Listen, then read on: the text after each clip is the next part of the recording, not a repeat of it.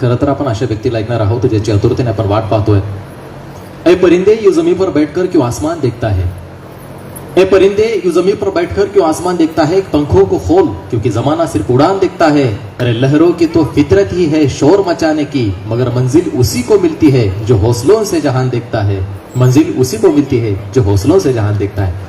तुम्हा आम्हा सर्वांचा हौसला बुलंद करण्यासाठी मी आजच्या कार्यक्रमाच्या अध्यक्षा आणि अनधिक मानवी वाहतूक प्रतिबंध कक्षाच्या दबंग अधिकारी सन्माननीय पल्लवी जाधव यांना मी विनंती करतो की आपण या ठिकाणी यावं आणि उपस्थितांना संबोधित करावं, अध्यक्षीय भाषण करावं. बीड जिल्हा पोलीस दलातील कर्तव्यदक्ष अधिकारी जोरदार टाळ्यांच्या गजरामध्ये आपण या ठिकाणी पल्लवी जाधव यांचं या ठिकाणी स्वागत करूया.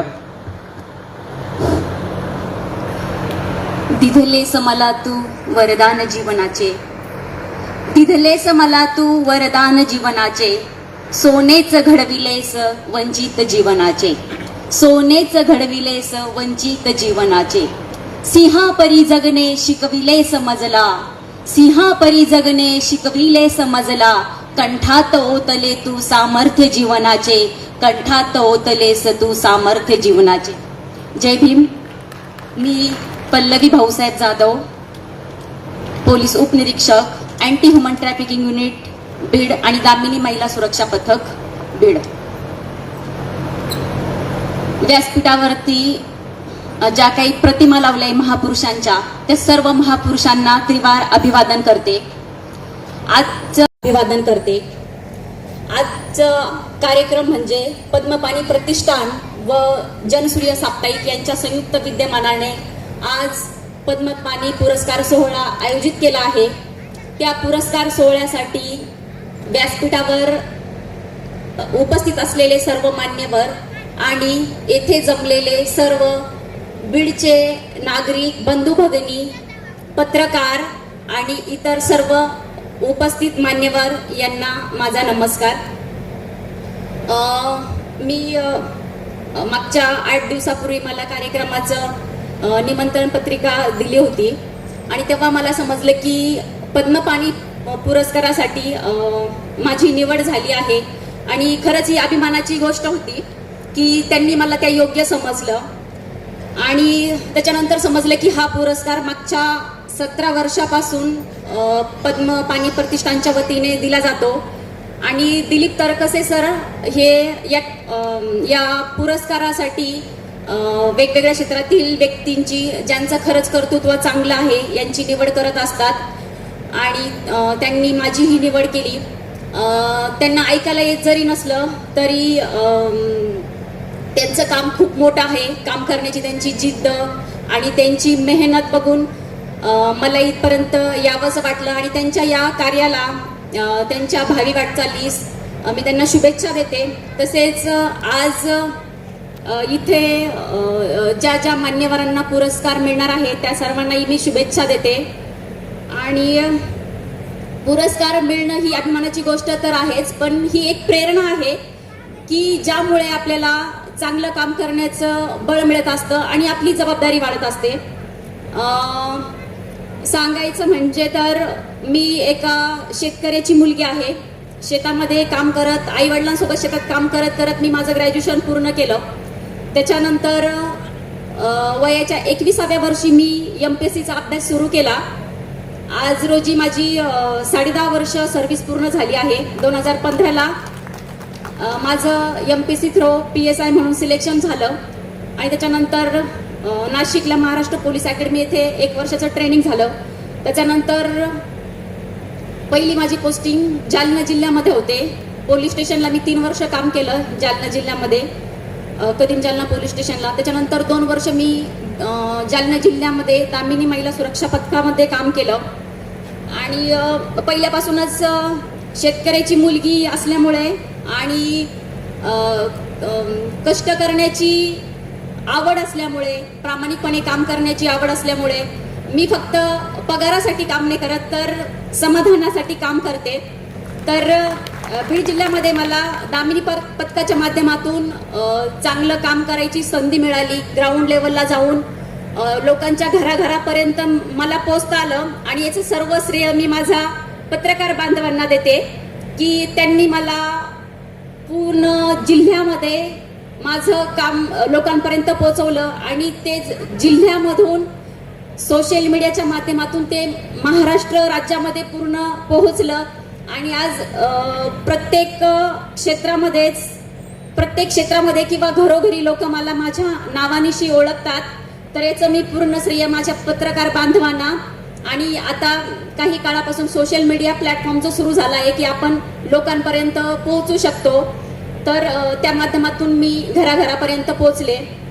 आणि त्याच्यानंतर 4 वर्ष मी बीड जिल्ह्यामध्येच गेवराईला महामार्ग सुरक्षा पथकाला माझं पोस्टिंग झाली होती. तिथे मी 4 वर्ष काम केलं. त्याच्यानंतर मागच्या वर्षात मला 1 वर्ष होईल इथे यायला पुढच्या महिन्यामध्ये. तर 10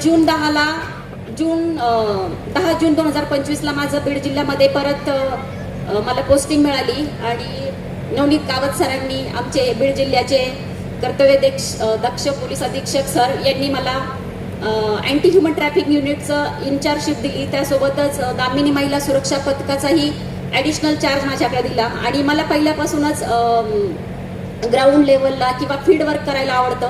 त्या माध्यमातून मला काम करण्याची संधी मिळाली. बीड जिल्ह्यात आपण बघतो की आजही खूप बालविवाह होतात. आता सध्या तर लग्नाचा सीझन चालू आहे. सारखे मला कॉल येत असतात की 13 आणि 14 वर्षाच्या मुलींचे इथे बालविवाह होतात. मुलींना शिकायला अजिबात संधी मिळत नाहीये आणि मुलींचं लग्न करून देण्याचे वेगवेगळे कारण आहेत. पण मला असं वाटतं की एक समाजाचे शुद्ध नागरिक म्हणून आपण हे लक्षात ठेवायला पाहिजे की मुलींना जर तुम्ही सपोर्ट केला तर त्या कोणत्याही पदावरती जाऊ शकतात. की ज्याप्रमाणे मीही खेड्यातली मुलगी होते, मला कोणताही मार्गदर्शन नव्हतं किंवा कोणी गायडन्स करणारं नव्हतं, कोणतंही तेव्हा सोशल मीडिया नव्हता की आपण कोणत्या क्षेत्रात जावं म्हणून. पण पहिल्यापासून हुशार होते, काहीतरी करण्याची इच्छा होती, जिद्द होती. तर आणि जेव्हा मला गायडन्स मिळालं तेव्हा मी आईवडिलांना सांगितलं की मला 2 वर्ष संधी द्या शिकायला. मी जर काही बनू नाही शकले तर मग तुम्ही तुमचा निर्णय घ्या. आणि त्याच्यानंतर मला जी वयाच्या 21व्या वर्षी मला संधी मिळाली आणि मग त्याच्यानंतर मी तयारी करून PSI झाले. तर मला हे सांगायचं आहे की मुलींना जर सपोर्ट केला तर त्या कोणत्याही क्षेत्रात उच्च पदावर जाऊ शकतात. परंतु आता हा जो काळ आहे याच्यामध्ये सोशल मीडियामुळे जी काही तरुण पिढी आहे आपली, मुलं असतील किंवा मुली असतील 15-16 वर्षात, मला वाटतं की मोबाईलमुळे आणि सोशल मीडियामुळे आपली पिढी कुठेतरी भरकटत चालली आहे. पुस्तकापासून दूर चालली आहे, शिक्षणापासून दूर चालली आहे. तुम्ही बघणार की घरामध्ये जरी गेलं तर छोटे छोटे मुलं 2-2, 3-3 वर्षाच्या मुलांनाही फोन लागतोय. त्यांना व्हिडिओ बघायचे, गेम बघायचे, म्हणजे अभ्यासापासून किंवा शिक्षणापासून आजची जी पिढी आहे ती भरकटत चालली आहे. त्यांना कुठेतरी आपल्याला थाऱ्यावर आणण्याची गरज आहे. मुलांना फोनपासून दूर ठेवा, मुलींनाही. कारण की त्या मोबाईलमुळे एवढे 13-14 वर्षांचे मुलांचे प्रेम प्रकरण सुरू होत आहे. कारण की माझ्याकडे सर्व तेच मॅटर येतात मुला मुलींचे. स्पेशली मी बालकांसाठी काम करते. 18 वर्षाखालील मुलं मुली हे ज्यांचे अपहरण होतात त्यांना शोधून आणण्याचं काम तर मी करतेच. पण दामिनी पथकाच्या माध्यमातून माझ्याकडे अशा केसेस येतात की 13 आणि 14 वर्षांचे मुलं मुली मोबाईलवरती एकमेकाच्या संपर्कात येत आहे, प्रेम संबंध त्यांचे निर्माण होत आहे. त्यातून ते काहीतरी विचित्र वागत आहे किंवा घरातून पळून जाण्याचा निर्णय घेत आहे. तर कुठंतरी आपण पालक म्हणून मुलांना वेळ देण्याची गरज आहे, त्यांच्याशी संवाद साधण्याची गरज आहे, त्यांना प्रेम देण्याची गरज आहे, जेणेकरून ते कुठेतरी कोणाच्या तरी नादाला बाहेर लागणार नाही, कुठेतरी ते भटकणार नाही किंवा अभ्यासापासून शिक्षणापासून ते दूर जाणार नाही, याची काळजी आपण पालक म्हणून घ्यायची आहे. मला तरकसे सरांनी सांगितलं होतं की तुम्ही MPSC बद्दल, स्पर्धा परीक्षेबद्दल गायडन्स करा. तर मी त्यांना सांगितलं की इथं विद्यार्थी नाहीये, सर्व पालक वर्ग आहे, तर मी तर काय बोलणार. तर त्या सरांचं असं म्हणणं की पालकांना सांगणं जास्त गरजेचं आहे. तर ठीक आहे, त्याच्यानुसार तर मी हे सांगेल की जर तुमच्या मुलामध्ये गुणवत्ता असेल, बुद्धिमत्ता असेल, काही करण्याची त्यांची तयारी असेल तर त्यांना सपोर्ट करा, मार्गदर्शन करा. आणि बरेच असे लोक आहे की त्यांना तर अभ्यास नकोच आहे. मी माझं घरातलंच उदाहरण सांगते की मला खूप लेट मला MPSCचं मार्गदर्शन मिळालं. की मला असं वाटतं की जर मला 15-16 वर्षामध्ये जर मला MPSCचं मार्गदर्शन मिळालं असतं तर मी आज IAS IPS झाली असते. पण खेड्यामध्ये तो अभाव होता, कुणी मार्गदर्शन करणारं नव्हतं. म्हणून मला माझं ग्रॅज्युएशन पूर्ण झाल्यावरती मी MA फर्स्ट इयरला ॲडमिशन घेतलं होतं आणि त्याच्यानंतर मला ते गायडन्स मिळालं. त्याच्यानंतर मी गाव सोडलं आणि मग पुढच्या 3 वर्षामध्ये मी MPCचा अभ्यास करून समजा PSI झाले. तर मला असं वाटतं की मला खूप लेट मला ते गायडन्स मिळालं. जर मला ते वयाच्या 15 का 16 वर्षी ते गायडन्स मिळालं असतं तर कदाचित मी सुपर क्लास 1 ऑफिसर झाले असते. पण आज तो मुलांना चान्स आहे शिकण्याचा, ज्यांच्यामध्ये खरंच क्वालिटी आहे, गट्स आहेत, तर अशा आपल्या पाल्यांना आपण सपोर्ट करायची गरज आहे. आणि ज्यांच्यामध्ये खरंच कुवत नाहीये अभ्यास करण्याची, तर त्यांना त्यांच्यामध्ये बाकी ज्या काही कला असतील, जसं त्यांना सिंगिंग, ऍक्टिंग, डान्स किंवा चित्रकला, व्हॉट एव्हर काहीतरी त्यांच्यामध्ये जे गट्स असतील त्याच्याबद्दल त्यांना सपोर्ट करा, जर त्यांना अभ्यास करायचाच नसेल तर. कारण की बळजबरीने आपण कोणाकडून काहीच करून नाही घेऊ शकत. मुळात त्या व्यक्तीमध्ये पण ती बुद्धिमत्ता पाहिजे किंवा ती करण्याची इच्छाशक्ती पाहिजे. मारून कुठून आपण त्यांच्याकडून काहीच करून नाही घेऊ शकत. तर हे मला इथं पालकांना सांगायचं आहे. आणि सांगण्यासारखं भरपूर आहे. मी एकदा बोलायला लागले का माझं गाडी काही थांबत नाही. पण वेळेचं गांभीर्य लक्षात घेऊन आणि श्रोत्यांना बोर न करता मी माझे 2 शब्द संपवते. थँक्यू. जय हिंद, जय हिंद.